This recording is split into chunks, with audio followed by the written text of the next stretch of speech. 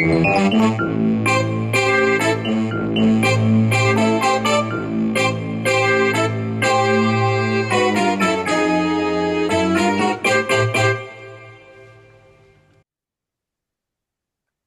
everybody, and welcome to Frank and Stan Chat. And this is another one of those spotlight editions where we take we invite a guest on who's got a particular interest in an issue, and then we have a chat around that issue. And I'm delighted to say that today we've got Charlotte Wicks with us. Hello, Charlotte. Hello, Hello. Frank. Hi, Charlotte. Yeah, that's the first time I've used your surname. I've read it, but I've never used it. But I know Charlotte from a few years back where she was known as Stevenson. But it's a fascinating area, I think, today that we're going to chat about. But before we do the formal intros, how are you today, Stan? I'm fine, thank you. Yeah, Lunchtime isn't the usual time for this, so no, it's and midweek feels a bit yeah. epic, doesn't it? Wednesday, lunchtime. Anyway, Charlotte, thank you so much for joining us. Do you want to just give us an introduction as to what you're about, who you are, what you've done, what Absolutely. gets you up in the morning? What gets me up in the morning mainly is my children, my two young children, but after that, it's definitely music related. So, yeah, I trained for 7 years as a classical opera singer. So I did my undergraduate degree at the Royal Northern College of Music, and then I moved to the Royal Academy of Music and lived in London for around about 10 years. When I graduated, from the Royal Academy, I was really lucky enough to go straight into professional work with Glyndebourne Opera Company, who I sang for around about 7 years on and off. Wow. There were periods of times where I wasn't employed by them, and then I went and worked for the company. So I'm a classically trained. Every now and again, Charlotte, I'd actually listen to Radio 3. I do listen to it more as I've got older, but occasionally I've come across you singing on Radio 3 as well. Oh, there we go then. Well, I think I did a few recordings with Glyndebourne on Radio 3, and I have sang on Radio 3 before, but that was many years ago now. Yes. But Yeah. yeah, so I performed professionally for around about 12 years. And then during that time, actually, I always dabbled in a little bit of singing teaching, where I could have, advertise in local libraries and things and get a few private students. I would either travel to them and later on I started to go into schools kind of covering other friends that were doing peripatetic teaching. So I'd always sort of like done a little bit of informal teaching. And also when I wasn't working, a few times when I had dry periods, which you obviously have in the industry because you go on contract for maybe 6 months, 7 months in a role or in an opera chorus or doing a bigger job. And then you have time where you need to create income and you need to be a jack of all trades. You need to explore other avenues of what you can do as a performer. So I reached out to a company called Live Music Now, and that's where my first experiences of outreach, music outreach and singing particularly in different settings, either in schools or in care homes or hospices and hospitals. And I found that very, very beneficial for my overall well-being as a performer. Because I was doing a lot of singing professionally, it was a very stressful situation a lot of the time, and you're under extreme pressure as a performer. No. And you're auditioning and you're really sort of putting yourself out there. I did a lot of auditions abroad and things, and traveling and being alone a lot. And that really had quite a big impact on my mental health, and my connection with performing got a little bit lost. And so I went to organisations such as Live Music Now, which is a national company, charity actually, national charity, but based in the north of England actually, and mainly, and then in London they have huge outreach in the south, and started working for them a lot, and that really had a huge impact on my life really as a performer. Well, And did it make you feel? What did it make you feel? I mean, because these are smaller. I mean, a care home, for example, might only be 20, 30 people, so compared to Glyndebourne and all that sort of stuff. I yeah. mean, So yeah, going from thousands in an orchestra in an audience basically to 10, 20 in a room, it just reignited my love for performing and getting a different kind of feedback from an audience. The impact was much more direct, and I really enjoyed that, because I could see how happy my voice and my presence there was making people. And it didn't always have a positive impact. Some people don't like classical music and they make that quite well known, but you're welcomed into a different environment where there is very little pressure. And actually it's all to do with being just a person and connecting with other people. And talking about music and sharing songs and singing together.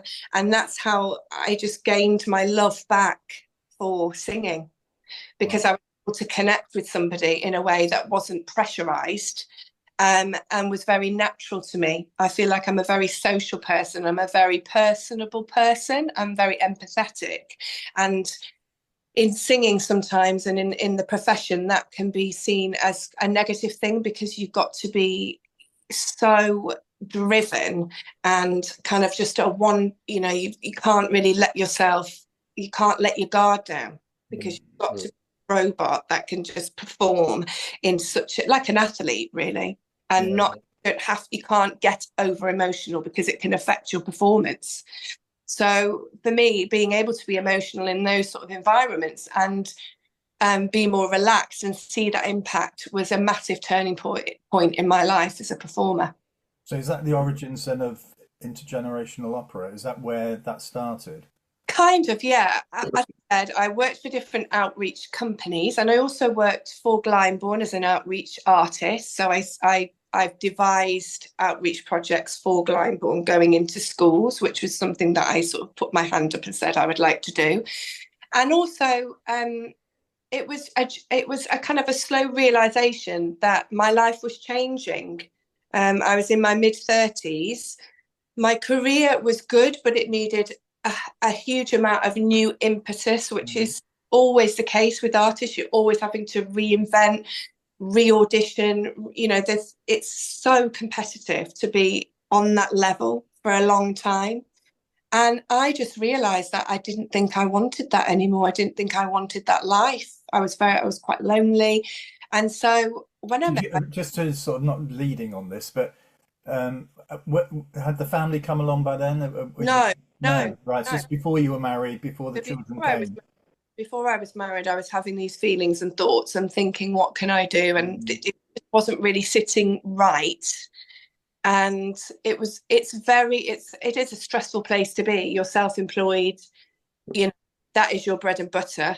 And I was doing a bit more teaching as well, which was nice. And then I met my husband, and it is a bit of a cliche, but falling in love made me realize that actually I did want a family, which I never really had considered before. Of course, that changed then my whole perspective on what I thought my life then could look like. And in a positive way, it took me away from that one-sided life of performing and into more of a, how can I still perform but not be away from my family? Because I think a lot of performers struggle with that. And quite a few people don't have families because it takes them away from their families, and it's a very, very difficult thing to juggle, being on a contract in a different country with small children and a husband and a family. It's difficult. And I sang right up until my little boy was born. My last contract was at Monte Carlo Opera House. So I was away, pregnant, singing on an opera stage in Monte Carlo, which was an incredible way to end that chapter of my life. But yeah, it was a conscious decision to stop for a while and refocus. And then when I had my first child, that's when intergenerational opera was born, really. Because go on. Was intergenerational opera a slow burner in that you started doing work in some of these care homes, you did some work in schools, and then you thought, oh, well, actually, I could create a business out of this, or I could create a charity or a profit organization, whatever it may be? Yeah, it kind of was a slow burn, but it also wasn't, because because I'd already had experience in those areas anyway. I'd already done a lot of work in care homes, so I knew what that environment felt like. And I was really looking, with a friend of mine, my co-founder, I was really looking for something that was I could fit in around children. We were both in the same position, and we were a bit disillusioned with the industry, and we were trying to carve out something different for ourselves. And it was only when we watched a program called The Care Home for 4-Year-Olds. We watched this Oh yeah. Yeah. channel, and we were both watching it at the same time in different places. And we texted each other and said, "Have you seen this program? I think we could do this. How incredible would this be with music in there?"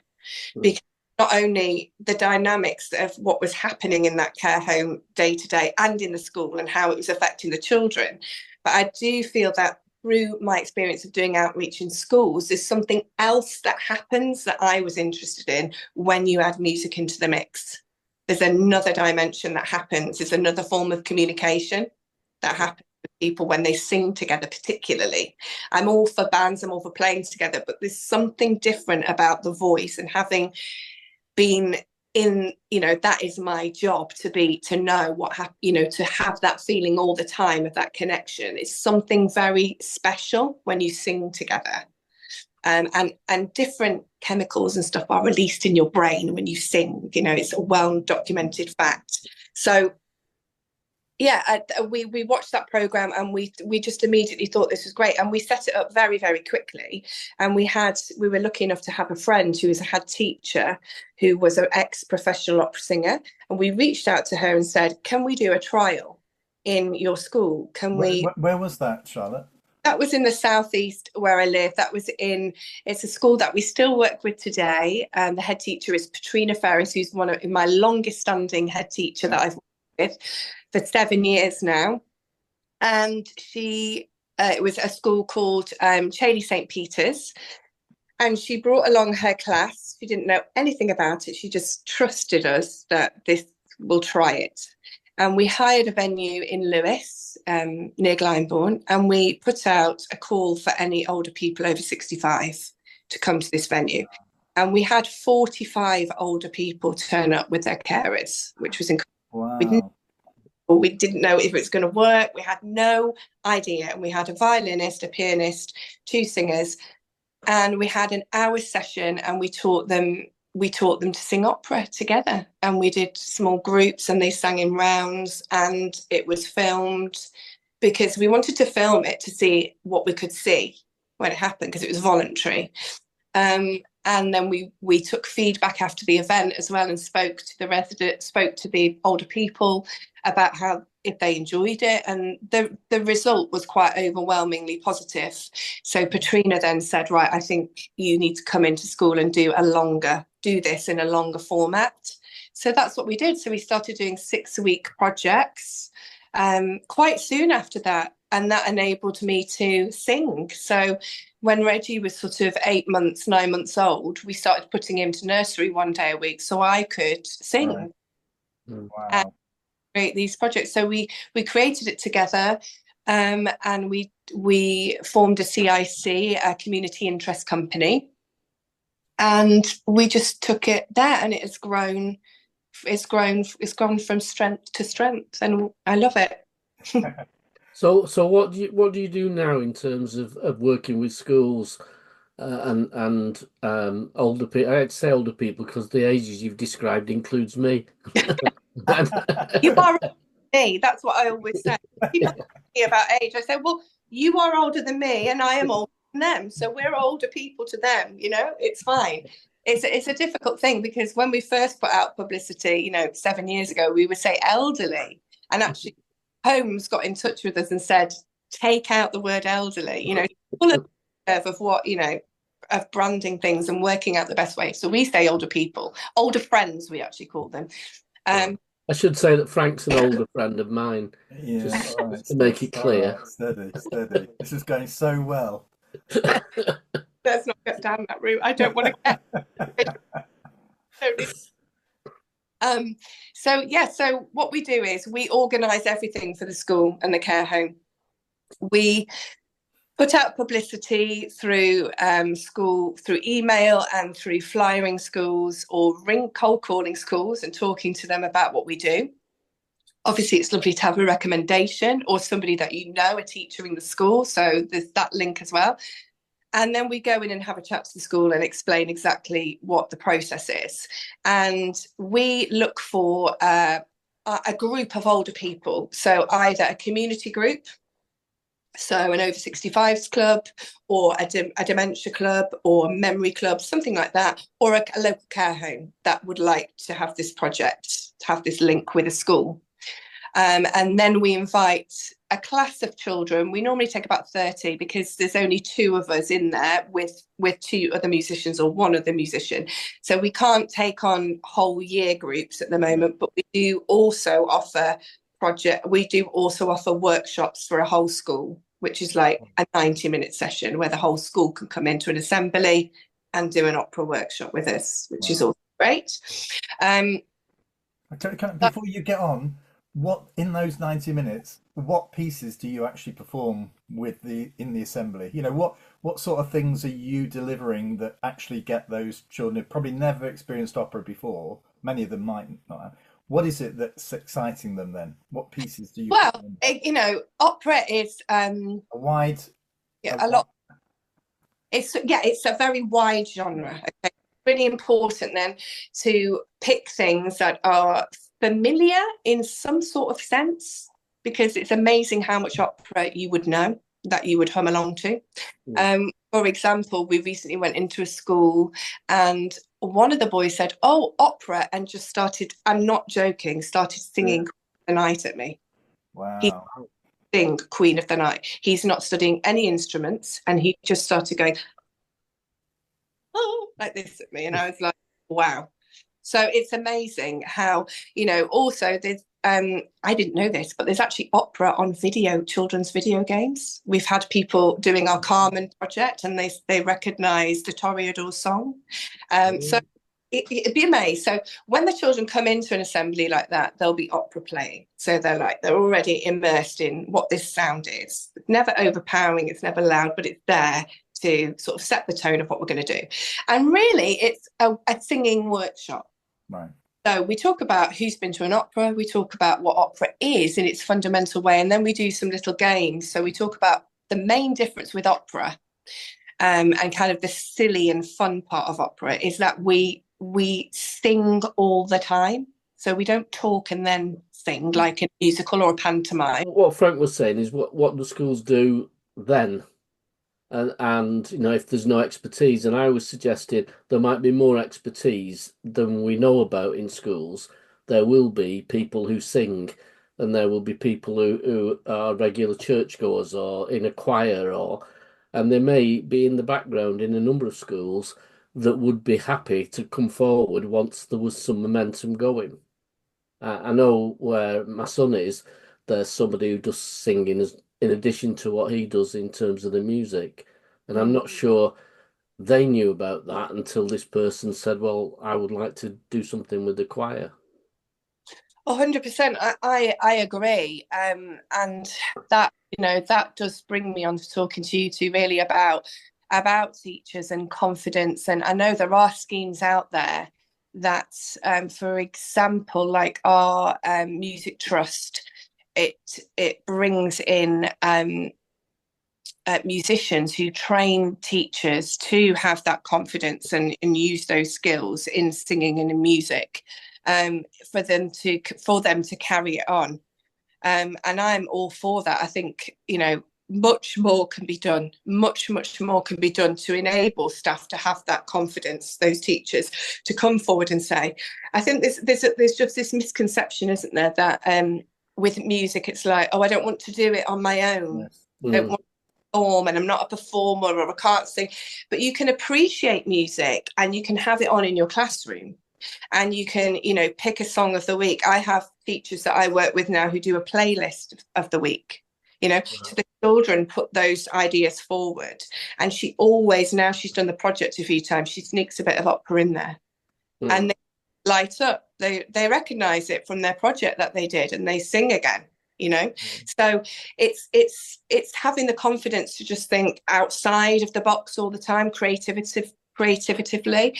And teachers are under just so much pressure. You know, I see it firsthand every week, the pressure that they're under to deliver all the different things they've got to do. But I believe that music can take a lot of that pressure away, you know, it can take a lot of that stress away in group situations, putting on music to calm a situation, putting on music just to change track or have a theme. I think it can be introduced way more, you know, all the time, you know, daily, if you've got a music teacher. Yeah. As an outsider, though, Charlotte, I mean, I'm not naming schools. I mean, you're going to schools where actually there's probably a commitment because they've got you to come in, you know. But actually, Yes. you know, how do you see the world of music in schools compared to what it was like when you were a student? I don't know, because when I was a student, I went to two very good schools, not private schools, but I realise now how good and how valuable the teachers that I had were, and how music was in the centre of those schools. We had me, you know, I speak to my son now and I say, have you sang this week? No. Have you had music in assembly? We used to. So I don't understand that. And I am working with my son's school to try and encourage a lot more music making. The schools now, correct me if I'm wrong, but secondary is different. But in primary schools, you don't have to have a music teacher. You don't have to employ a music teacher. No, you don't. No, you don't. But So you do have to teach music. you That's do. in the national curriculum. Yeah. Yes, but that's on what we're talking. You know, what scale are we talking then? It has to do with the resources that, you know, who's willing to come forward really to do that. And, you know, my school, you know, schools lose their music staff and then don't re-employ, and they see it as just an additional extra. And it's pretty dire.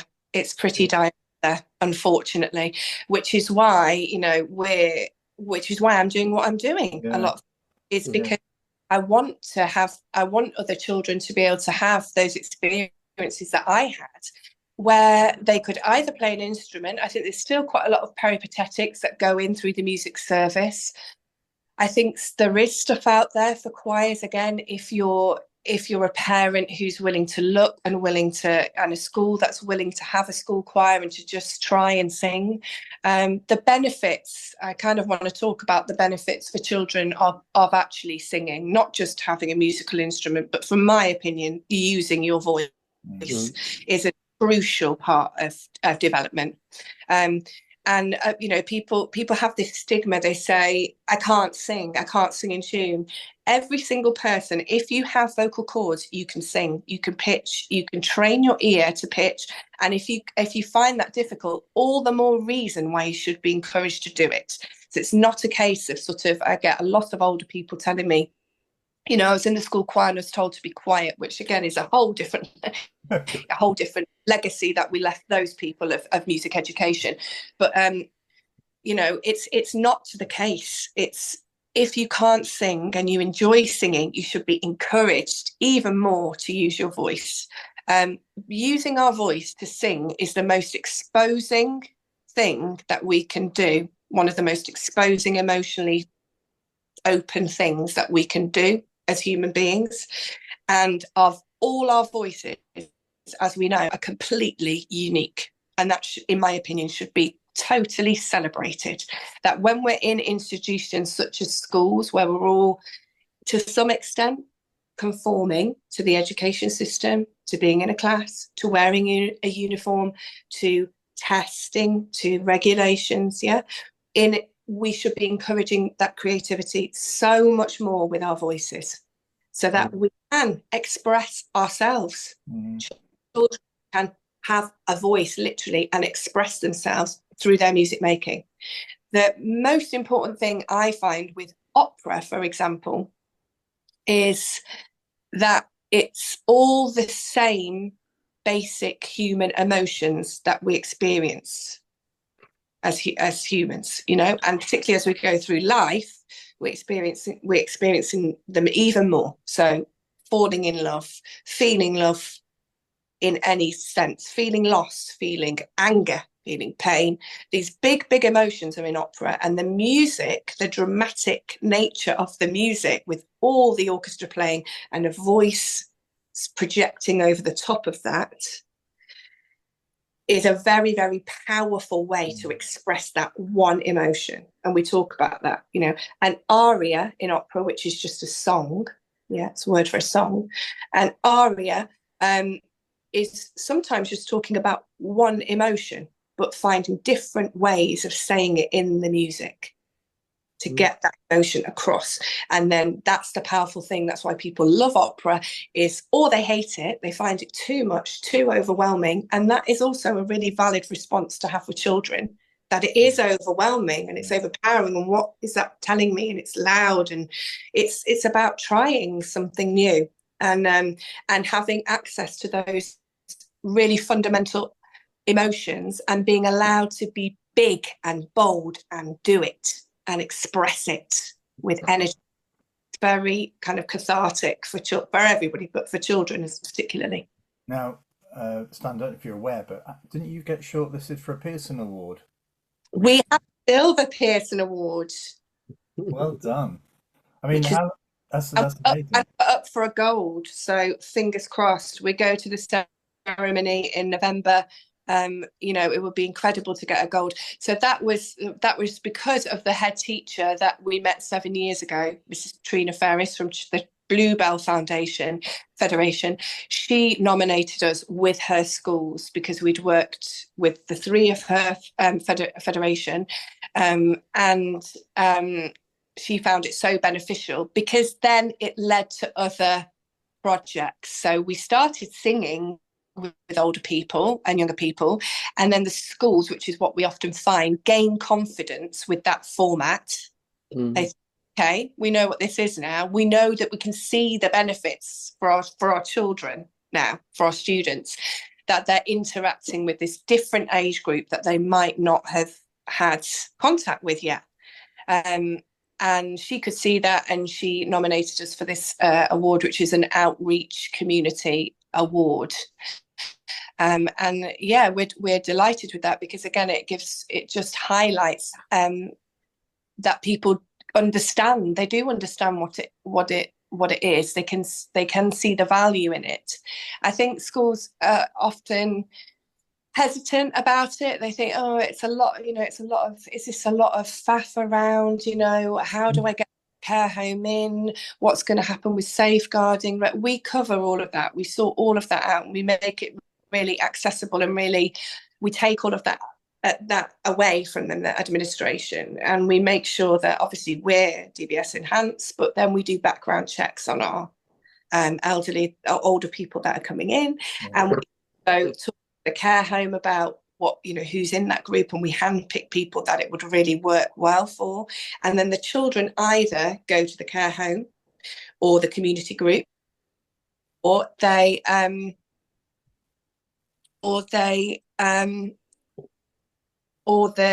care home or a group of older people come to the school. And we navigate and manage all of that. So the teachers aren't really involved in the kind of logistical side at all. I bet there's a number of schools, I mean, because we used to do this when I was a head, who go at Christmas and sing at the old people's homes, etc., without thinking about necessarily all those issues, or thinking of doing something very different. It's kind of a community spirit type thing, but that could easily be developed year round rather than just singing Christmas carols, which is what it's if your school wants to start like that, please do it. I mean, it's so beneficial for everybody. Children, you know, putting children in different situations and meeting different people is, you know, it's very beneficial for everybody involved. Yes, it can be a bit intimidating, but I always find with those things that once they've done it, and again, once they've done it once, they know what this situation is. And also they're not going to be, you know, necessarily a bit hesitant to go in again. If their parents says, come and see Granny in XYZ, they'll go because they've done it. They've had that experience. They know what it is. So many care homes are crying out for that interaction. I mean, they just love it. Yeah, you were saying that it's so beneficial for schools to develop that sort of long-term relationship with a care home, and not to just do it once every Christmas or every Christmas. And that's a real kind of special thing that we encourage. So we don't just say, oh, you must just have music and you must just have us. We then say, why not, after this project, why not set up a gardening club? One of our schools has a lunch club.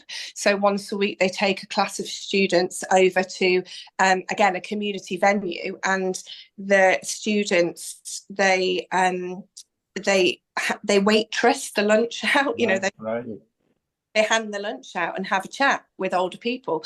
There's a gardening club now where, not only that, we also, from our first projects, we then encouraged a reading scheme. So we had older people then, the same older people that came and sang with us said, what can we do next in this school? How else can we help? And they started to do the reading scheme, where they would come in and read. And obviously that took a huge amount of pressure off teachers, because instead of giving one-to-one with children who just needed that extra bit of support with reading, they were able to hand over to a DBS enhanced checked, lovely older person who wanted to read with them and sees them every week.